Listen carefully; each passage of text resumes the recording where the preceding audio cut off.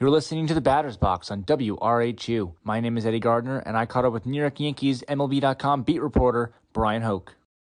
All right, so last night the Yankees winning Game 4, heading to Game 5 today with the Rays, sending Gerrit Cole to the mound on 4 days rest. Do you think that short rest will affect the ace tonight or not really?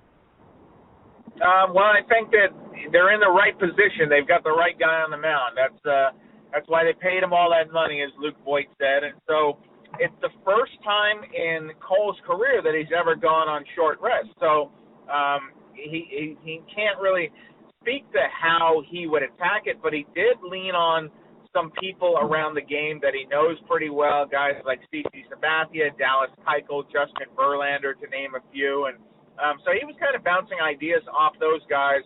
Cole said yesterday that nobody needed to tell him that Game 5 was going to be his assignment. He started preparing for that after Game 1, and then as soon as the final out came in Game 4, Aaron Boone looked at him and gave him kind of a wink and said, "All right, you're on the mound." And so it didn't come as a surprise to anybody, but I think that you're not going to be looking for Gerrit Cole, for example, to go complete game here or even 7 innings. I think that much like Jordan Montgomery in Game 4, if he gives you 4 innings, probably 5 for Cole, that's probably enough. And so you're looking for him to keep you in the game and get the ball to that back end of the bullpen that pitched so well last night for the Yankees.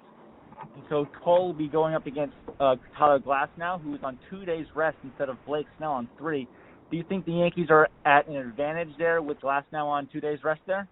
I think that time will tell, but you got to think of Glasnow as a relief pitcher here, and I know that's an unfamiliar setting for him, but basically Tampa Bay is going to be going with an opener, and then the Yankees are going to see a kitchen sink full of relievers. It's going to be all hands on deck. There's no tomorrow for either team, as obviously, and one of these teams is going to be checking out of the hotel, and one is going to be sticking around to face the Astros in the ALCS. So I think from a Yankee perspective, I'd be surprised if Glasnow goes more than 6 outs. I think that you're going to be very aggressive to go to the bullpen if you're Kevin Cash, and they're going to mix and match and try and play matchups. So it might wind up being a long game. I think that you're going to see a lot of calls to the bullpen. I think it's a situation where if you're Kevin Cash or where you're Aaron Boone, you don't want to chew on a mistake that you make all winter long. So I think they're going to be really deliberate as far as how they deploy their pitching. And so I think that Glasnow, essentially, as I said, you're looking at a relief pitcher, so I wouldn't expect him to go more than maybe 25, 30 pitches, I'm guessing, and then hand it off to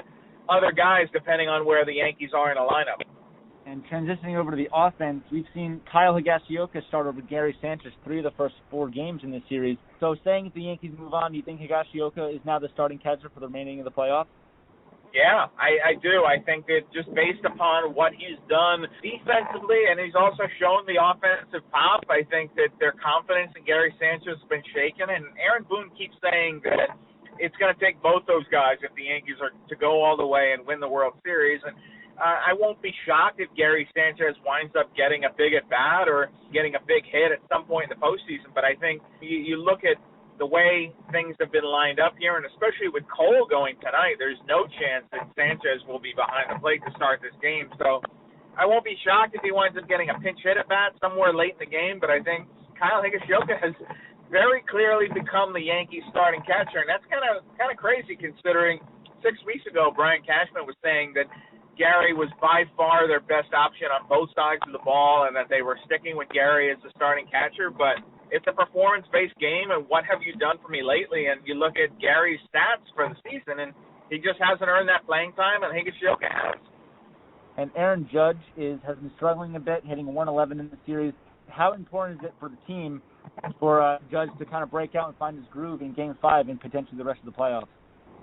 Well, they've done it without him mostly this postseason, so I guess they can continue doing that. My question is, how long does Boone stick with him in the number 2 spot in the lineup? I know they want to show faith and believe that he can get out of this, but he's only got 3 hits in the whole postseason. 2 of them were home runs, so the power's still in there, but the consistency has not been there. And Boone made a move last night where he moved Giancarlo Stanton up to the number 4 spot and had Luke Voigt hitting 5th, and that worked out pretty well for everyone involved. So I do wonder how much hold Judge has on that number 2 spot in the lineup, I think that's something that I think Boone will consider doing. Maybe not tonight, but if they move on to the next round, I don't know if you can continue giving a guy at-bats in that important spot, that important real estate in the lineup when he just has not produced this postseason. And the guy who's been red hot, you mentioned him, Giancarlo Stanton, homering in 5 of the first 6 games. Something we haven't really seen from him in the postseason. He's had a history of struggling with the Yankees in the postseason. How important is it for the team to have him swinging the bat like he did in 2017 when he won the MVP? I mean, he is channeling Reggie Jackson right now. I mean, this has been a remarkable postseason to watch, and I feel like people forgot somehow that Giancarlo Stanton is actually very good at baseball, and I know he's struggled with injuries, and it's hard to be good when you're not on the field, but he's healthy right now. You're seeing what it is, and when he's right and when he's there and locked in like this, he can carry a team, and that's, I think, what you've been seeing him do.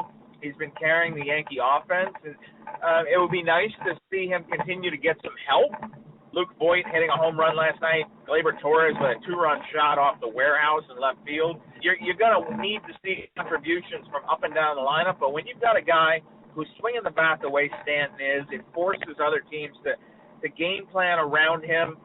You don't want to let that guy burn you, and he's been burning a lot of teams here. He's been burning Cleveland and Tampa Bay already in the postseason. I think you're seeing it all come together. Part of this with Stanton, I do wonder, any of this related to the fact that there's no fans in the stands. I think that at times during his career, that has gotten in his head.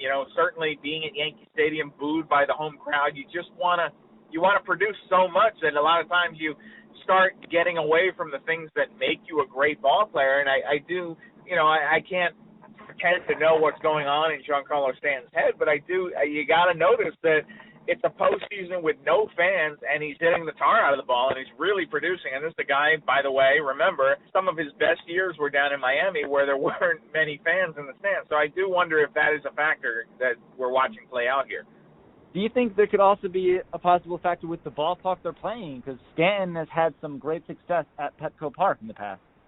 Man, he loves hitting in that ballpark. He always has, going back to his time as a National Leaguer with the Marlins. And I actually asked him about that recently. He said that, you can't rule out the idea that it's SoCal. He grew up in Southern California. He's from Sherman Oaks, which is about 90 minutes up the road from San Diego. And you go back, and he won a home run derby there where he actually wasn't even on the All-Star team. They just brought him in because they knew he was an L.A. guy and he could get down to the ballpark. And I think he hit something like 66 home runs there. And it's a very comfortable environment for him to hit in. But when you've got the kind of power that he does, when you barrel a ball, any ballpark is comfortable to hit in. But, yeah, he really does like that surroundings. And I'm sure the Yankees wish that they could make a few more trips to San Diego during the regular season next year just to have him going.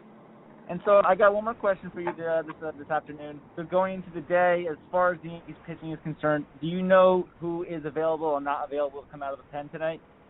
It's going to be all hands on deck for this Yankee team. I think in a situation here where there literally is no tomorrow, you're not going to be steering away from guys and keeping guys out. So I expect they're going to let Cole go as fast as he can go, as far as he can go.